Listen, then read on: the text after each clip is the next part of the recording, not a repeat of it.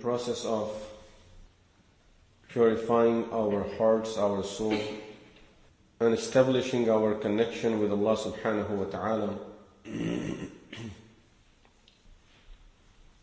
One of the very important things,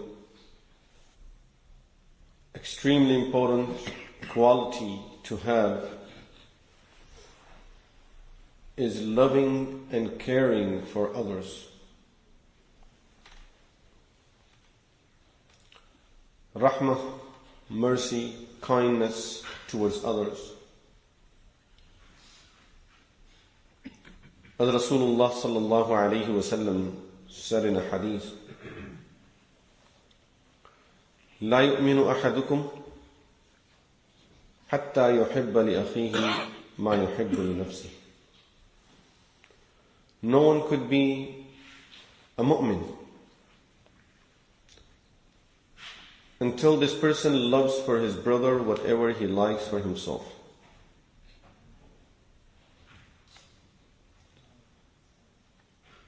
Now, as far as explanation of the hadith is concerned, we may add the word, no one could be a perfect believer or a true believer, complete iman. But looking at the wording of the hadith, Rasulullah sallallahu alayhi wa sallam said, لا يؤمن أحدكم. No one is a mu'min حتى يحب لأخيه ما يحب لنفسه, until he loves for his brother whatever he likes for himself. Which means Rasulullah sallallahu alayhi wa sallam is informing us that this is not only of your behavior with others. These behaviors, they have a lot to do with our iman. It's not only that if I did something to another person, that I may get some sin for it, but that has nothing to do with my iman, with my faith, with my belief. Rasulullah sallallahu alayhi wa sallam is attaching our behaviors with others with iman. That no one can be a true believer, a mu'min, until this person loves for others whatever he likes for himself. So this is part of our deen and this is part of our iman. And of course, when we say part of our iman, simply means it will affect our connection with Allah subhanahu wa ta'ala. Iman is the basis of this connection with Allah subhanahu wa ta'ala. Without iman, there is no connection with Allah subhanahu wa ta'ala. Iman is the base for that. After iman, then the other a'mal will come in. And Rasulullah sallallahu alayhi wa sallam is telling us that this thing is attached to our iman. Which simply means that when we talk about having love for others, concern for others, caring for others, mercy for others, this is not only a physical action that I do it sometimes. When we say that it has to deal with our iman, then it simply means that this is an action of the heart. That our heart must have that feeling also. This feeling must be in the heart. Allah subhanahu wa ta'ala says in Qur'an, إِنَّ اللَّهَ بِالنَّاسِ لَرَؤُوفٌ رَحِيمٌ. Allah is very merciful. Ra'uf and Rahim, two words that are used, that both refer to the mercy and the rahmah of Allah subhanahu wa ta'ala.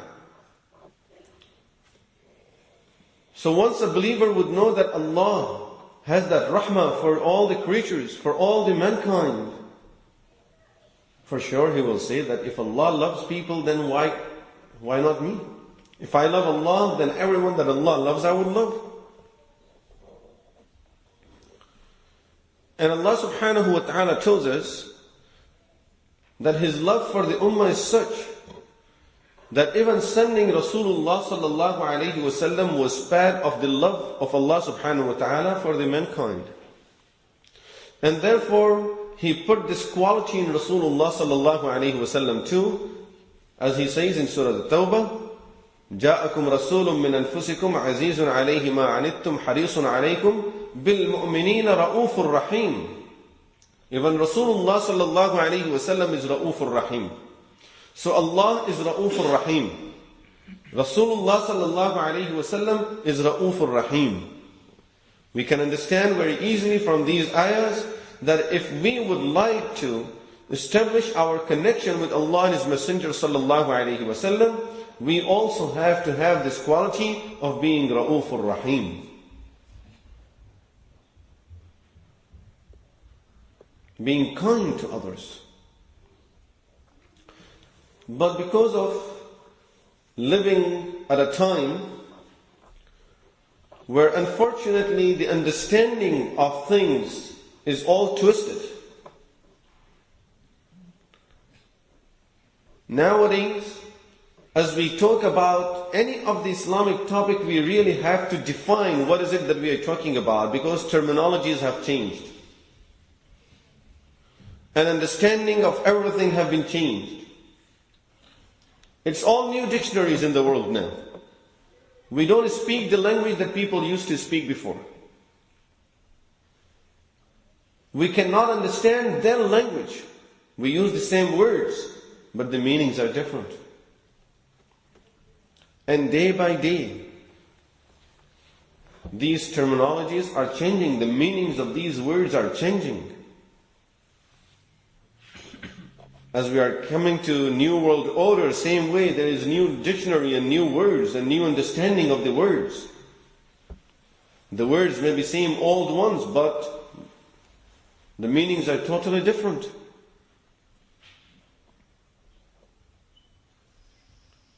Today a person who goes up on the stage and dances and sings, singing and dancing and everything he would do, and still he could be a very shy person. A lot of haya, a lot of shyness.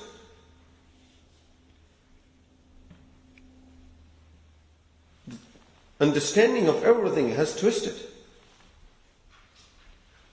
This is why sometimes when we talk about some of the rulings of the Sharia, and we use some of the words that are commonly used nowadays, people don't understand what we are talking about because they have totally new meaning attached to this word. Just like the word backward is used for a person who is practicing the deen of Allah subhanahu wa ta'ala, is backward. Another person who doesn't know nothing about science, about technology, he never went to school, never had any achievement in his life.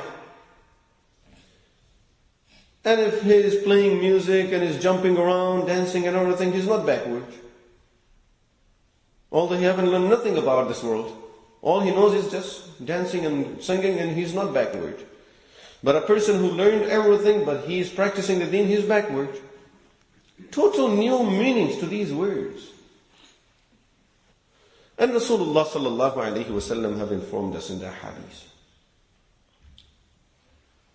that a time will come when people's understanding of realities will change. They will be believing in something totally opposite than what the truth is. And he gives us some examples in the hadith. A time will come, he says, before the day of judgment, يُصَدَّقُ فِيهِ الْكَاذِبِ. Worst liars will be considered very truthful people. وَيُكَذَّبُ فِيهِ الصَّادِقِ. Truthful people, they will be blamed for lying. يُؤْتَمَنُ فِيهِ الْخَائِنِ. A person who's not trustworthy at all will be considered a very trustworthy person. So all these things will change. And we see how these changes are coming up. Same thing when we talk about akhlaq, about morality. A lot of people have no understanding of these akhlaq just because the words are same, but the meaning is different. So now with our understanding of the word, when we try to apply it on people, we get surprises. We don't get what we expect to see. We want to see the haya in a scholar, that is haya of this day and age. But of course we won't find it there. We want to see the humbleness of our understanding of it, not of what the Sharia explains of humbleness. And we don't find it there.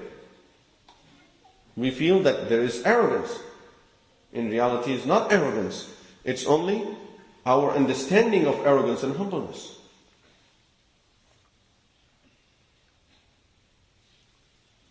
This could be a very lengthy topic to go into the details of all of these things.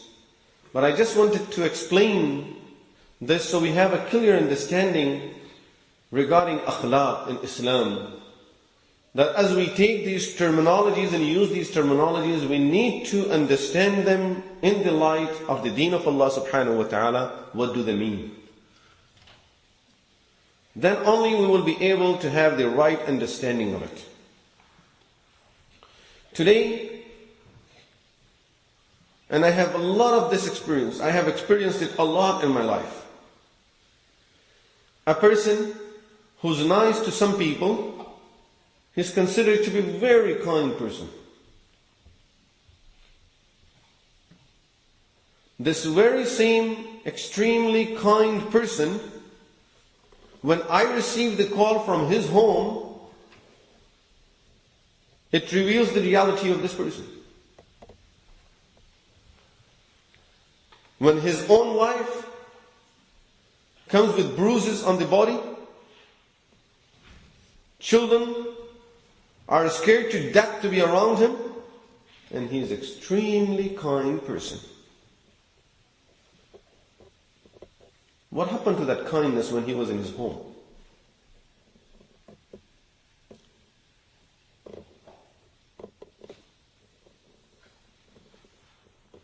The reason I'm mentioning these examples, so that we realize what Sharia, when Sharia says kindness towards others, what does it mean?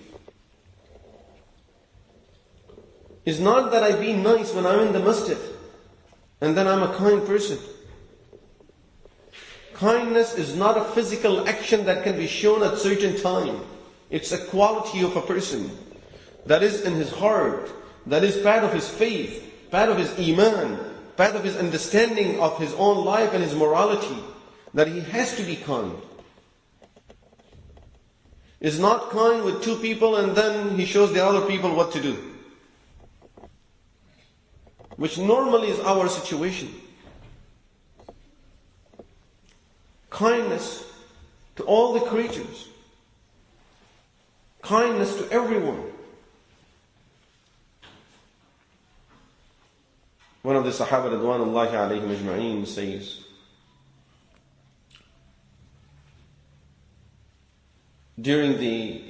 after the battle of Badr, everyone was extremely tired. And if we have studied the seerah, we know that Rasulullah sallallahu alayhi wa sallam, as per what Ali radiallahu anhu tells us, Rasulullah sallallahu alayhi wa sallam was the only person who did not sleep for the whole night, the night before the battle of Badr. He didn't sleep for the whole night. He was praying and making dua to Allah subhanahu wa ta'ala.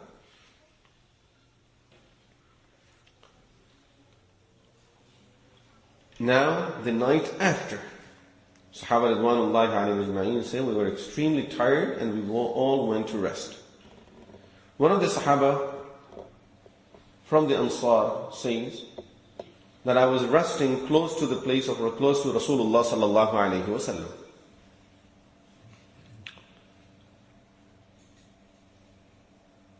And I heard a cry. So I got worried and I looked around and I find out that was Rasulullah sallallahu alayhi wasallam who was weeping. So I went to him and I asked him, Ya Rasulullah, it's the day of happiness. We all are very happy to celebrate for the victory that Allah subhanahu wa ta'ala has given us. Is there anything bothering you, Ya Rasulullah? Rasulullah sallallahu alayhi wasallam said, yes, there is one thing that is bothering me, and that is, we have 70 people that we have captured. My fear is, because of the situation that we were in, I think some of these people may be tied up too strongly, and they may not be able to have rest properly at night time. So this is worrying me. So go and make sure that these people are doing okay. So he says, I went and I saw that really some of them were tied up very tightly and strongly, so I loosened up a little bit of their chains or ropes, and I came back and informed Rasulullah sallallahu alayhi wasallam. Then only I saw Rasulullah sallallahu alayhi wasallam went to sleep.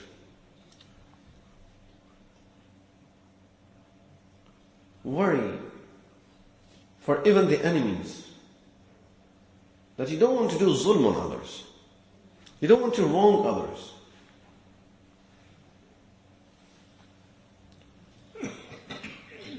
As I said, our understanding of it is, you be nice to those who are nice to you. Then you are very kind. And those who try to do anything to you, you show them some good lessons. They'll remember it for the rest of their lives. And still, I'm very kind.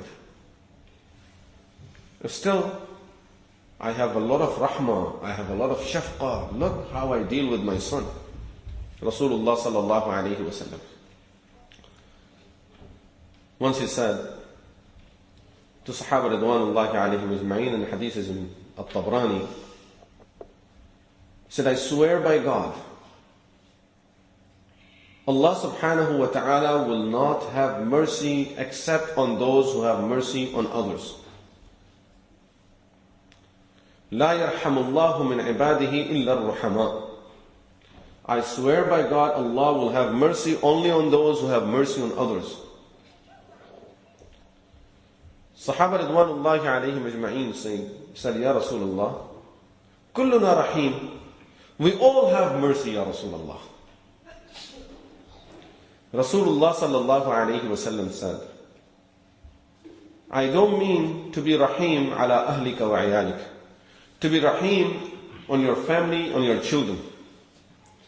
Rahim is the one who is rahim with everyone. Not only to his family and not only to his relatives. Now, quickly to look at our situation, to understand where we may be making some mistake. Not only that, we see that our rahmah is very limited, that I'm very kind but only to certain people. In fact, our situation is, as soon as we know that someone, or we have it come to our attention, someone told us that this person said this about you. Right away, we see what type of feelings we carry for that person now. This person said these things about your family, and you see how we boil inside. From now on, no more talking to this person. Break up all the ties with this person. If you talk to this person, then you are not my friend. Sometimes we have to think about it. We have enough people in this world that don't like us and that really would like to hurt us. It's enough for us to deal with those people. We don't need to increase the number of the people who we would have to deal with in that situation and create more animosity and hatred by even now breaking a relation with those who really, we know that they don't dislike us. It's only the person may have said a word. Say if he said it. In many cases he may not have said it. But say if he said it. Okay, so what? He made a mistake. Find an excuse for this person. Try to bring an excuse so that you can say, no, he's still my friend. He's still a good person. I still like him. But for us, it looks like I'm trying to find an excuse to break ties with people. Really, our attitude is such that we are just waiting for someone to tell us one thing about someone and that's it. Oh, I heard him said this about you. Did he say this about me? And he doesn't look at himself? Subhanallah. This humble person, this kind person, this very nice person, what happened to him now? This is the limit of our understanding of kindness and of being nice to others. As long as others are nice to us. Rasulullah sallallahu alayhi wa sallam, for this type of kindness that we call it kindness, he used some other word for it in the hadith. He said in the hadith, لا تكونوا إمعة تقولوا إن أحسن الناس أحسننا وإن أساءوا أسأنا. Don't be selfish and to say that if people are nice, we will be nice to them. وإن أساءوا أسأنا. And if they are bad, we will treat them equally. ولكن إن أحسن الناس فأحسنوا. But your behavior should be that if people are nice to you, you be nice to them. وإن أساءوا فلا تسيئوا. أو كما قال صلى الله عليه وسلم, that if people do something wrong, then you don't do wrong. In return, you do something good. Rasulullah sallallahu alayhi wa sallam said in another hadith, ليس الواصل بالمكافئ. There is a lot of reward for joining the relationship. When relatives are breaking the relationship and we join the relationship, there is a lot of reward for it. Normally, we consider ourselves of those who are earning all of that reward. And really, I keep a good relationship with all of my relatives. And I'm very nice to them, I'm very kind to them. I help them, I help some of the children to get married, I help the other ones, I gave so many gifts to them, I help them moving their homes, so I'm very nice. Rasulullah sallallahu alayhi wa sallam tells us in the hadith, لَيْسَ الْوَاصِلُ بِالْمُكَافِئِ. A person who's doing good to those who are doing good to him is not the person who's considered to be wasil, silatul rahim. This is not sila. Because the word sila in Arabic language, wasala yasilu in Arabic language means to join something. It will be joining when it's broken. If it's not broken, then you are not joining it. Something is already joined. So, what is, I joined this thing here. It wasn't broken to begin with. I just kept it the way it was. I may have put some coating on it to make it stronger. But I did not join it. It was not broken. Yes, if we look at ourselves now, we will realize there are many of our relatives who don't like us. How do we treat them? Do we give gifts to their children too? Or we give gifts only to the children of the relative that we like? لَيْسَ الْوَاصِلُ بِالْمُكَافِئِ. A person who's treating his relatives equally the way they treat him, they're treating him good, he's treating them in return, he's treating them good. He's not wasil, he's not the one who's joining the relationship. وَلَكِنَّ الْوَاصِلُ الَّذِي إِذَا قُطِعَتْ رَحِمُهُ وَصَلَهَا. Wasil, which means the one who's joining the relationship is the one, whenever they break it, he goes and he joins it back. He doesn't let it break. Whenever it breaks, he goes and joins the relationship. This is joining the relationship. So understanding, correcting the right understanding. And this is why sometimes we see some of the people that are considered to be great people, mashayikh, scholars, but their personality is such that they're very strict. They're strict. So we feel, after looking at these type of hadiths, that a person with that type of personality can never be a great person, because he's strict. And Sharia says you have to be kind. This is the first step. To join that relation with Allah subhanahu wa ta'ala, to get the rahmah of Allah, that you have to be rahim on others. And this person has no kindness. See, it's because of our understanding of it. Now, go and do something wrong to this person. See what he does in return. If this person is harmed, he is not looking forward to hurt these people in return. But the other kind person, the very nice and a kind person, you do something to him, you'll see what happens to you then. We can understand what does kindness mean. It's the situation of a heart. That heart is not boiling when someone have done something to you. It's not that you are now day and night planning to take revenge from the person, to hurt the person in return, to show him a lesson, as we call it. That I must show him a good lesson so that he remembers it for the rest of his life. And this is really the situation of the very kind people that we normally consider kind people around us.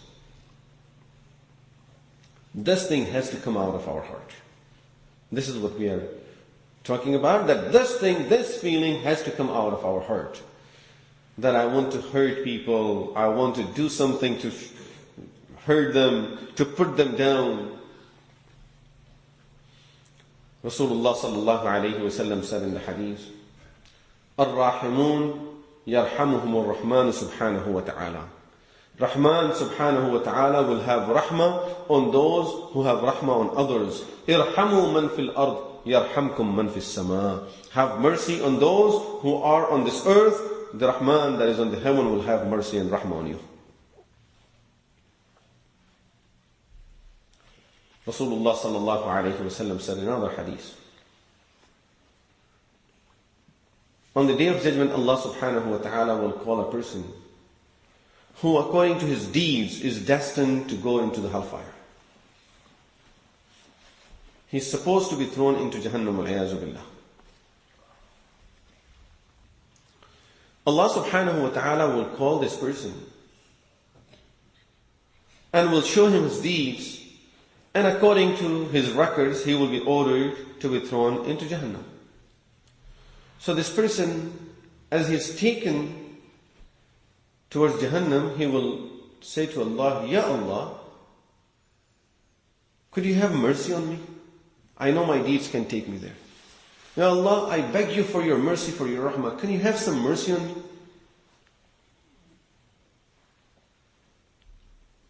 Rasulullah sallallahu alayhi wa sallam says, Allah subhanahu wa ta'ala will say to him, okay, I can have mercy on you,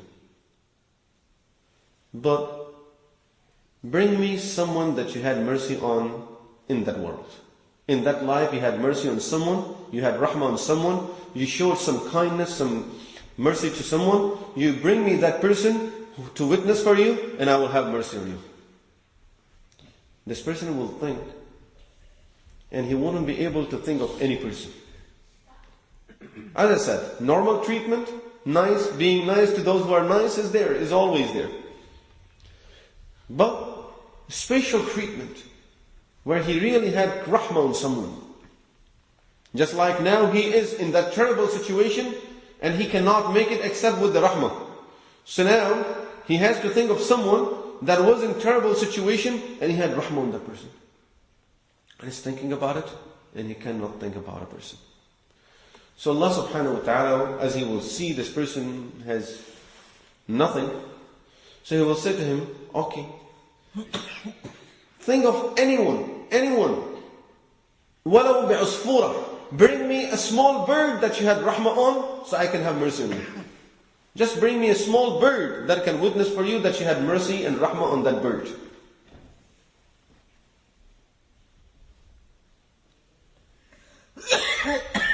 And the unfortunate person won't be able to even bring a bird that he had rahmah on. الراحمون يرحمهم الرحمن. Rahman subhanahu wa ta'ala will have rahmah on those who have rahmah for others. In one of the hadiths, Rasulullah sallallahu alayhi wa sallam said, and this is also in Tabrani, that Rasulullah sallallahu alayhi wa sallam said, Man la yarham la yurham. A person who does not have rahmah on others, Allah will not have rahmah on him. وَمَن لَا يَغْفِرْ لَا يُغْفَرْ. A person who does not forgive others, Allah will not forgive him.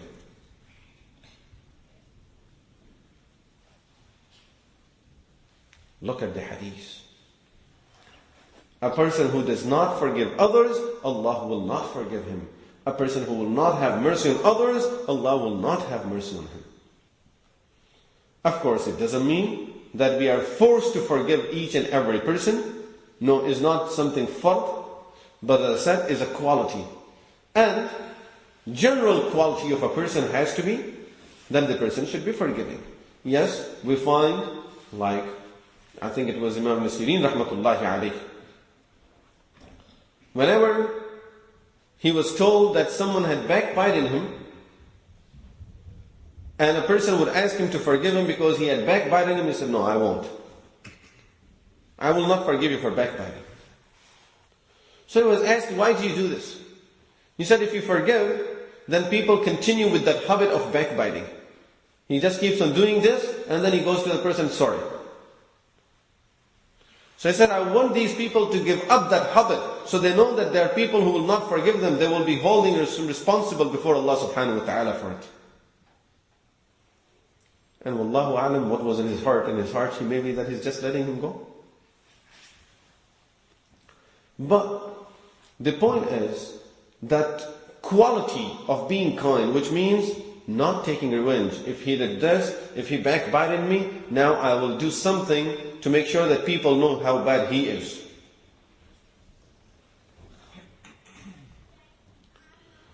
So this is rahmah. This is shafqah on the khalq of Allah subhanahu wa ta'ala. Kindness. And this is extremely important for those who would like to receive the rahmah of Allah subhanahu wa ta'ala. For establishing our connection with Allah subhanahu wa ta'ala, this rahmah on others is extremely important. And Rasulullah sallallahu alayhi wa sallam, if we look at the instructions he has given us in the hadith, there are so many instructions that talk about this quality of being kind to others, of having mercy and rahmah towards others.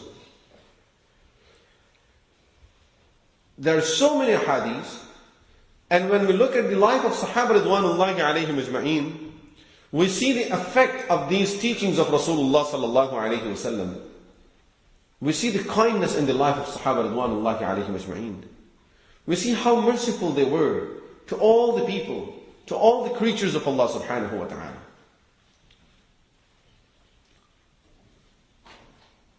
It reminds me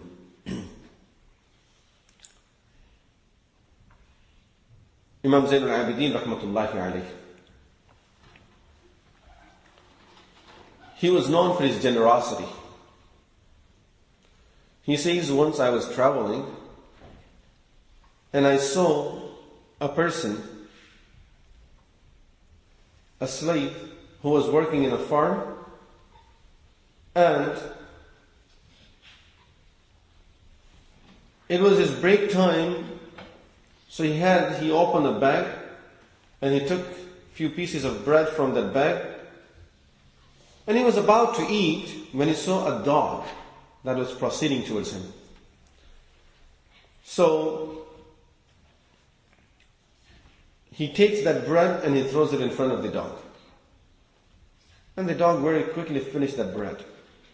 He takes the other bread and he throws it in front of the dog, and the dog eats the other bread too. Now this person gets up and he goes back to his work. So he says, I saw that this man didn't eat anything.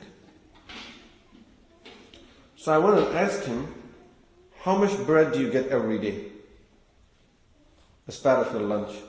He said, 2 bread. But I saw you giving both of that bread to that dog. What are you going to eat today? So he said to me, and he doesn't know who I am. He said to me, this dog that I see here, we don't have this kind of dog in our town.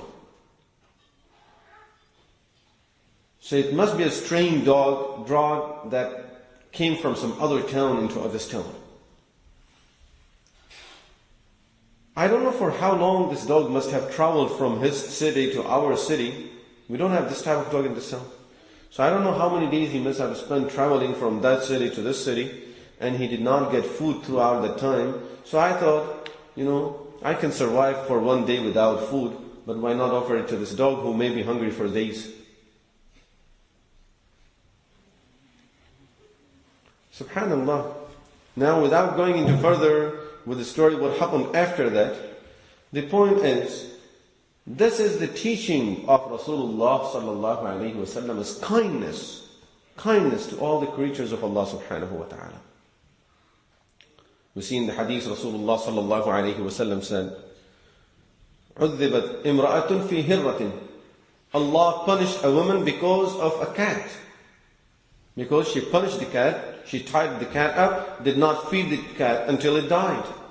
She was thrown into the adhab of Allah subhanahu wa ta'ala because of that.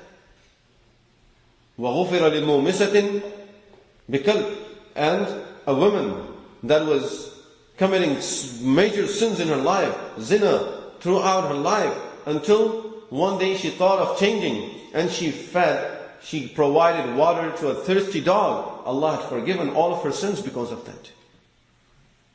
Quality of the rahmah and kindness. This is hadith. The hadith are not talking of one-time thing. Basically, they are talking about this quality and how dear this quality is to Allah subhanahu wa ta'ala.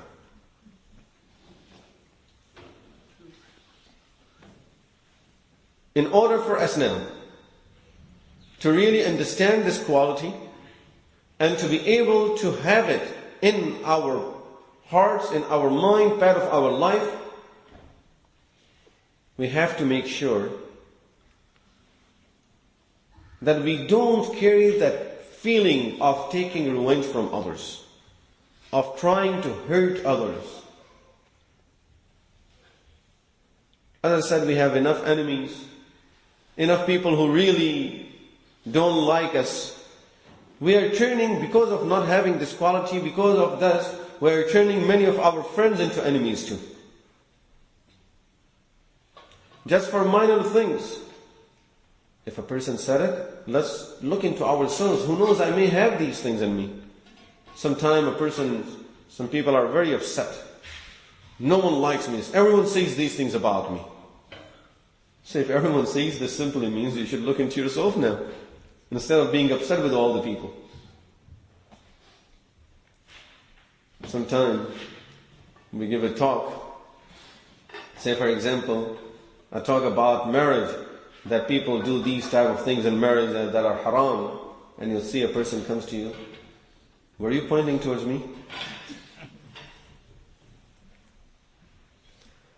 And if you are, simply it means if you were, then you are bad. I'm a still good person. This is the thing that we need to understand. That it's a quality in the heart where we don't really have any feeling towards others. So this is the quality that we need to develop, where we always look at our faults first. First thing, we blame ourselves.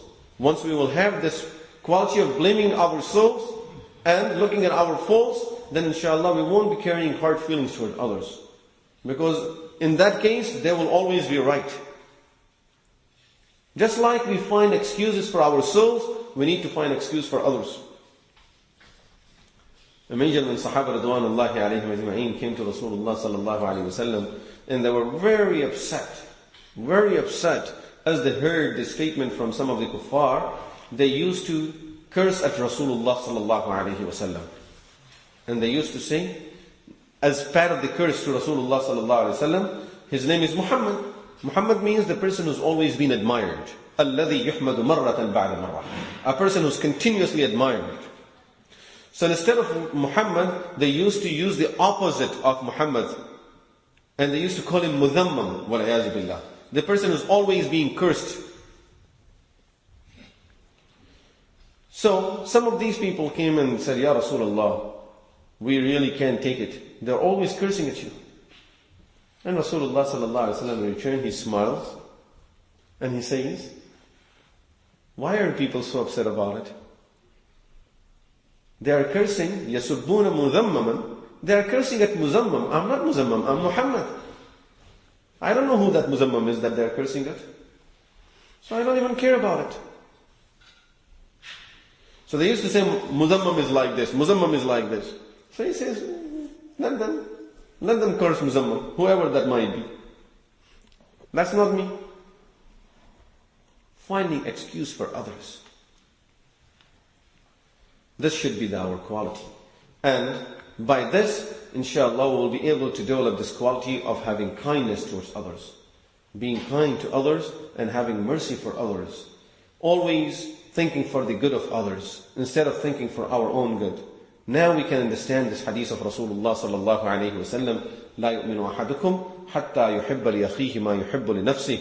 No one can be a true believer till he loves for others whatever he likes for himself. If I'm in that position, if I made this mistake, wouldn't I like you just to ignore me, ignore that mistake, and not to mention it, not to even insult me by mentioning it to me? I wish if you didn't see it. I wish if you really don't talk about it at all. This is what I like for you to do about me. So Rasulullah sallallahu alaihi wasallam says, this is how I should deal with you too. There is a great scholar of Islam, well-known scholar. His name is Hatim al-Asam. Very well-known person, Hatim al-Asam. Al-Asam was not his name. Asam means deaf, a person who can't hear. And really he was not deaf, and his name wasn't Asam either. But Allah subhanahu wa ta'ala loved this quality from him. And from there on his name became Al-Asam, and that was, one day a woman came, he was a scholar, faqih. So one day a woman came to him to ask him some question. While she's sitting there, human beings are human beings. We have our weaknesses. She blew the wind and it made some noise. As she blew the wind and it made some noise, she was ashamed of herself. Look, I did this here. And in the presence of a great scholar. It happened. She's ashamed of herself. So now she asked the question. So he says, talk loudly. I don't know what you're talking about. He pretended as if he cannot hear properly. So she got the peace of mind that he didn't even hear what I did earlier. From that day on, he was known as Hatim al-Asam. Hatim the deaf. But as a quality, where he would like to excuse the other person and doesn't want the other person to even be ashamed of it. So this is the akhlaq. Kindness towards others. It means a quality in a heart, in a mind of a person, where we always think of good for others. People make mistakes, and they will always make mistakes. Forgiving others, letting others go, finding excuse for others' mistakes, trying to see why the people may have done it, instead of complaining, instead of making it a point of argument or a reason for carrying hatred or breaking ties and relationship with others. There should always be rahmah for others, kindness for others. If we start hating ourselves for the same mistakes that we hate others, no one will be more hated by us than ourselves. Because I'm sure all of us, each of us, is more aware of our own faults than we are aware of others' faults. If that person backbited me once, I have backbited people 1,000,000 times in my life. If that person lied once, I had lied 1,000 times in my life. If I hate him because of lying, I should hate myself 1,000,000 times more. And this will bring that quality of shafqah, of kindness, of rahmah, of mercy for others. And this is the quality that will connect us to Allah and His Messenger sallallahu alayhi wa sallam. May Allah subhanahu wa ta'ala give us tawfiq to have rahmah for others, have kindness for others, and may Allah subhanahu wa ta'ala give us that quality of being rahim and shafiq. أقول قولي هذا واستغفر الله لي ولكم ولسائر المسلمين والمسلمات وآخر دعوانا الحمد لله رب العالمين.